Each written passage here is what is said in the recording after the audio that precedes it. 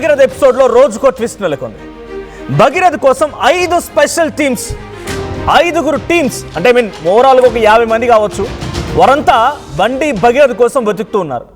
2 teams ఢిల్లీలో, 2 teams హైదరాబాద్లో, 1 team కరీంనగర్లో. ఇంతమంది ఇంతలా వెతుకుతూ ఉన్నా ఇప్పటి వరకు బండి భగీరథ్ ఆచూకీని కనుగొనలేకపోయారు తెలంగాణ పోలీసులు. తెలంగాణ పోలీసులు అంటే నెంబర్ 1 పోలీసింగ్ అనే రకంగా గతంలో అనేక అవార్డులు వచ్చాయి, అనేక ప్రశంసలు కూడా వచ్చాయి. ఫ్రెండ్లీ పోలీసింగ్లో కూడా తెలంగాణ రాష్ట్రాన్ని ఉదాహరణగా తీసుకున్న రాష్ట్రాలు భారతదేశంలో అనేకంగా ఉన్నాయి. కానీ తెలంగాణ పోలీసులు విఫలమవుతున్నారా లేదంటే రాజకీయాలు వారిని విఫలం అయ్యేలా చేస్తున్నాయనేది ఇప్పుడు బిగ్గెస్ట్ క్వశ్చన్గా ఉంది. తెలంగాణలో 5 టీములు తిరుగుతున్నాయి, అటు ఢిల్లీలో, హైదరాబాద్లో, కరీంనగర్. అయినా కూడా బండి భగీరథ్ దొరకడం లేదా? ఇంత వెతికిన దొరకడం లేదా? పరారిలో ఉంటే దొరికేవాడేమో, ప్రొటెక్షన్లో ఉన్నాడు కాబట్టి దొరకడం లేదనేది పబ్లిక్ వర్షన్. అయితే కరీంనగర్లో భగీరథ్ సెల్ సిగ్నల్ కనిపించిందట. అయితే భగీరథ్ సెల్ సిగ్నల్ ఆధారితంగా ఇప్పుడు కరీంనగర్ కూడా పలువురు పోలీసులు సర్చ్ ఆపరేషన్లో భాగంగా బయలుదేరి అక్కడ కూడా సర్చ్ చేస్తున్నట్టు తెలుస్తోంది. భగీరథ్ను బండి సంజయే పోలీసులకు అప్పగించాలని సీఎం రేవంత్ రెడ్డి కూడా నిన్న ఒక కాన్క్లేవ్లో మాట్లాడుకొచ్చారు. కోర్టు బెయిల్ నిరాకరించడంతో భగీరథ్ని ఏ క్షణమైన అరెస్ట్ చేసే అవకాశం ఉంది. బెయిల్పై విచారణ వచ్చేటువంటి వచ్చే వారానికి వాయిదా వేశారు.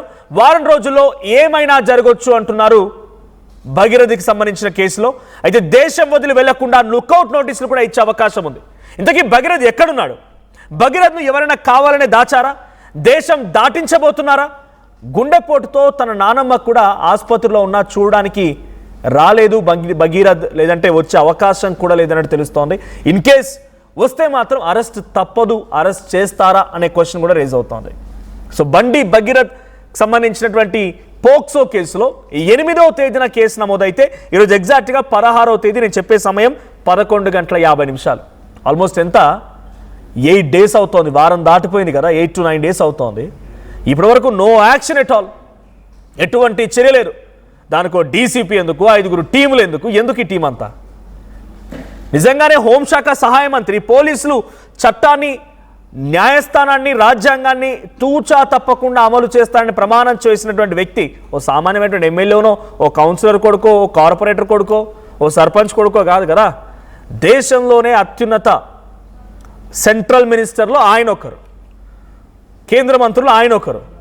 సో కీలకమైనటువంటి తెలంగాణ రాష్ట్ర బీజేపీ చాలా అత్యంత కీలకమైన నాయకుడు ఆయన కుమారుడు ఆరోపణ ఎదుర్కొంటూ ఉంటే స్వయంగా మీరే తీసుకొచ్చి అప్పగించాలి, ఇది సబబు కాదు బండి సంజయ్ అని చెప్పి ఏకంగా ముఖ్యమంత్రి రేవంత్ రెడ్డి కూడా ఆయనకి ఒక స్వీట్ వార్నింగ్ కమ్ సజెషన్ ఇచ్చారు. ఒకసారి సీఎం ఏం మాట్లాడారో చూద్దాం.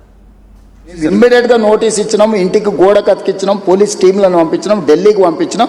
మేము అన్ని రకాల ప్రయత్నాలు చేస్తున్నాం. మేము హార్ష్గా బిహేవ్ చేయలేము. నేను హార్ష్గా కేసీఆర్, నన్ను జైల్లో పెట్టిన కేసీఆర్ కుటుంబం పట్ల ఎప్పుడైనా హార్ష్గా వ్యవహరించిన 28 నెలలు అయింది. ఎందుకు అర్జెంట్ గా తీసుకొచ్చేసి కోదండం ఎక్కించి కొడతలేరు, సంజయ్ కొడుకును లేరు? ఈ అంటే ఏమంటారు, ఇది ఎట్లా ఆన్సర్ చేయాలి? నేను అది బండి సంజయ్ గారు నైతిక బాధ్యత తీసుకొని కొడుకుని ఎంబడే విచారణకు పంపించాలి. నేను కూడా సూచన చేస్తున్న ప్రజాప్రతినిధిగా ధైర్యంగా ఎదుర్కోవాలి. పారిపోతే పరిష్కారం కాదు కదా. హార్ష్గా బిహేవ్ చేయలేమంటున్నారు ముఖ్యమంత్రి రేవంత్ రెడ్డి. లగచర్ల రైతుల మీద హార్ష్గా బిహేవ్ చేయలేదు, ఇది హార్ష్నెస్ కాదు. విద్యార్థులు గ్రూప్ 1 ఎగ్జామ్ సంబంధించి కొంత ఆలస్యం చేయండి, టైం పొడిగించండి, ఎగ్జామ్ పోస్ట్పోన్ చేయని రోజు, అది హార్ష్నెస్ కాదు. అశోక్ నగర్ నుంచి ట్యాంక్ బండ్ దాకా వారంతా నిరసన వ్యక్తం చేస్తుంటే అది పోలీసులు లాఠీ చార్జ్ చేస్తే ఇది హార్ష్నెస్ కాదు. బండి సంజయ్ కొడుకు మీద అరెస్ట్ చేయమన్నప్పుడే హార్ష్గా బిహేవ్ చేయాలా? ఏమడుగుతున్నారు మీరు? ముఖ్యమంత్రి రేవంత్ రెడ్డి రిప్లై. హార్ష్నెస్ అంటే మరి ఆ రోజు గ్రూప్ 1 విద్యార్థుల మీద హార్ష్నెస్ కాదా? లగచర్ల ఘటన మీద హార్ష్నెస్ కాదా? ఇంకా చాలామంది రకరకాల నిరసనలు, నినాదాలు చేస్తున్నప్పుడు టైంలో హార్ష్నెస్ కాదా? అది హార్ష్నెస్ అనిపించలేదా? బండి సంజయ్ కొడుకును అరెస్ట్ చేయమని, పోక్సో కేసులో చర్యలు తీసుకోమని అక్కడ జర్నలిస్ట్ అడిగిన క్వశ్చన్కి హార్ష్గా బిహేవ్ చేయలేను నేను. కేసీఆర్ నన్ను అరెస్ట్ చేసి, కేసీఆర్ మిమ్మల్ని అరెస్ట్ చేయడం, మీరు పోక్సో కేసులో బండి భగీరథ్ని అరెస్ట్ చేయడం ఒకటే అని మీరు పోల్చుకున్నారా?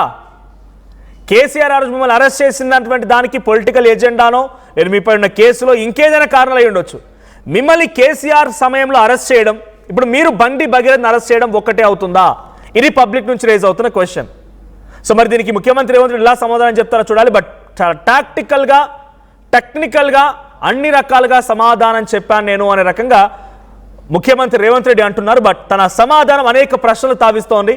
సో నన్ను ఆ రోజు కేసీఆర్ బిహేవ్ చేసినట్టుగా నేను ఇప్పుడు కేసీఆర్ లాగా బండి భగీరథ్ మీద బిహేవ్ చేయలేను అనేది అటు రేవంత్ రెడ్డి చెప్తున్నమాట. At the same time Bandi Sanjay డైరెక్ట్గా నువ్వే తీసుకొచ్చి నీ కొట్టును అప్పగించాలని చెప్తున్నారు. ఎవరైనా సరే ఎంతటి తప్పు చేసినా సరే వాళ్ళు తప్పు చేసిన వాళ్ళు మేమే వచ్చి లొంగిపోతామని లొంగిపోరు కదా. ఫస్ట్ అండ్ ఫార్మోస్ట్ సిటీ ఏర్పాటు చేసిన రోజే మీరు చాలా స్ట్రిక్ట్గా వ్యవహరిస్తున్నారు, పారదర్శకంగా వ్యవహరిస్తున్నారని చెప్పి అంతా భావించారు. కానీ ఆ పారదర్శకత ఏమాత్రం ముందు పడలేదు, ఒక్కడికంటే ఒక్కడు కూడా ముందు పడలేదు. డీసీపీ రితిరాజ్ నేతృత్వంలోని ఈ సిట్ 5 టీములు ఏమాత్రం ఒక్క పని చేయకుండా, దీంట్లో ఒక్క అప్డేట్ లేకుండా ఒక అనిశ్చిత పరిస్థితిలో నిస్సహాయులుగా ఉండిపోయినట్టుగానే అర్థమవుతోంది యాజ్ ఆఫ్ నౌ. సో బండి సంజయ్ డైరెక్ట్గా నీ కుమారుని తీసుకొచ్చి నువ్వే అప్పగించాలని చెప్పి ముఖ్యమంత్రి రేవంత్ రెడ్డి మాట్లాడినంత మాత్రాన స్వయంగా బండి సంజయ్ వీళ్ళు అప్పగిస్తారా? ఆయన అప్పగించారు కదా.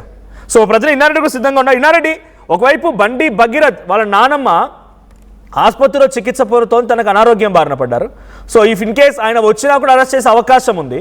సో లేదు, ఆయన హైదరాబాద్లో అందుబాటులో లేడు, ఢిల్లీలో లేడు, కరీంనగర్ లేడు, ఎందుకంటే 5 టీములు ఇక్కడ తిరుగుతూ ఉన్నాయి కాబట్టి. ఎక్కడున్నాడు? స్వయానా కేంద్ర హోంశాఖ సహాయ మంత్రి కుమారుడే ఇప్పుడు ఈ కేసుల ఆరోపణలు ఎదుర్కొంటున్నారు. గతంలో ఆయన అన్నారు ఎవరైనా సరే శిక్ష పడాలని చెప్పి.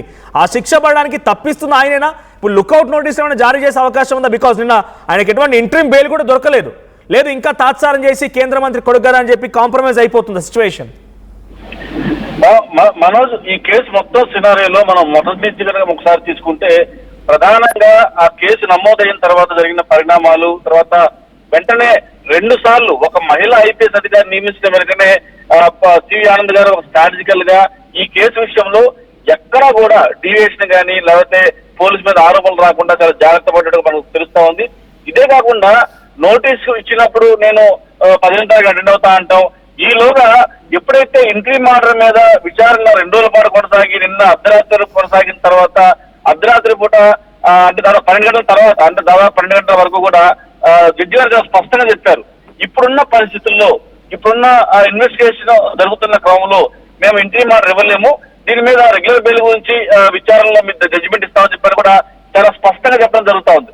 సో ఇట్లాంటి పరిస్థితుల్లో ఖచ్చితంగా వీళ్ళు అరెస్ట్ చేయడానికి 5 టీంలు ఫామ్ చేశాము. తర్వాత దీంట్లో ఎక్కడెక్కడైతే ఉండే అవకాశం ఉందో, ఎక్కడెక్కడైతే ఉన్నారని చెప్పిన సమాచారం అయితే ఉందో, టెక్నికల్ ఎవిడెన్స్ ఆధారంగా అన్ని ఏరియాల్లో కూడా ప్రస్తుతం పోలీసుల టీం ఉంది. మనం గమనించాలి, 5 చోట్లకి వెళ్ళారు, గుర్తించలేదా అని చెప్పంటే ఎక్కడైనా ఉండే అవకాశం ఉంది, ఎక్కడికైనా పోయే అవకాశం ఉంది, ఎక్కువ ఎక్కడ ఉంటారని చెప్పిన సమాచారం.